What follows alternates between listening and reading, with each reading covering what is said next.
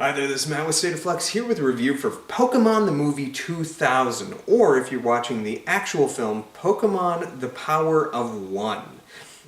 This is kind of an interesting thing that these movies have carried on. The first one, Pokémon the first movie, is actually titled, when you're watching the movie, Pokémon Mewtwo Strikes Back. This one also has a title different than the one that you would have paid for the ticket or bought the movie with or whatever.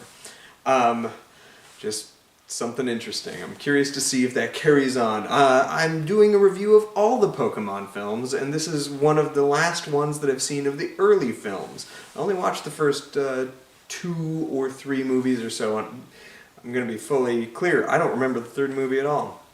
However, I remembered this movie, and upon rewatch, I understood why. This is clearly, and what I assume will probably maintain to be, the best Pokemon movie. In fact, this movie should have probably been the movie that the first movie should have been, because it feels like a real movie. It has stakes larger than anything that came before.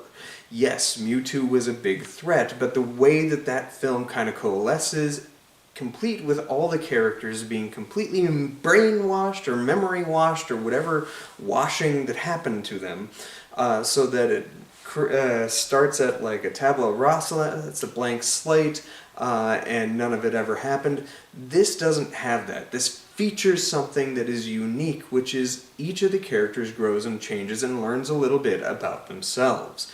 The stakes are such that the world is going to turn to ash if they don't accomplish their goal. And the wordplay with that is really quite fun, because when in doubt, the world must turn to ash, not get burned and scorched as one might believe, but have to turn to their savior, this young boy who's got to catch 'em all. This movie is really interesting. It has much more action than that first one. The first one had a lot of action, but this one has more compelling action. And it has good set pieces that look different and feel different than anything that seemed to have come before in the prior Pokemon properties. The use of the 3 major birds from the first video game, Moltres, Zapdos, and my favorite, Articuno, while also ushering in some of the next-gen, or then next-gen, Pokemon characters with Lugia, was really kind of cool. I like the interplay that they have between Ash and Misty, and this sort of will they won't they kind of tension that starts building in this movie.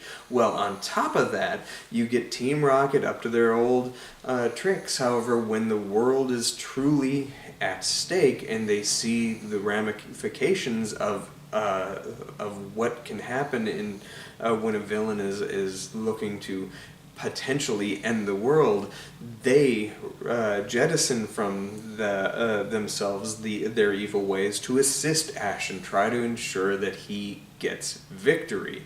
It's actually quite cute and poignant. They had a soft redemption arc in the previous film. This film cements it really nicely. I'm curious to see how that plays out in later ones, because I imagine they show up often.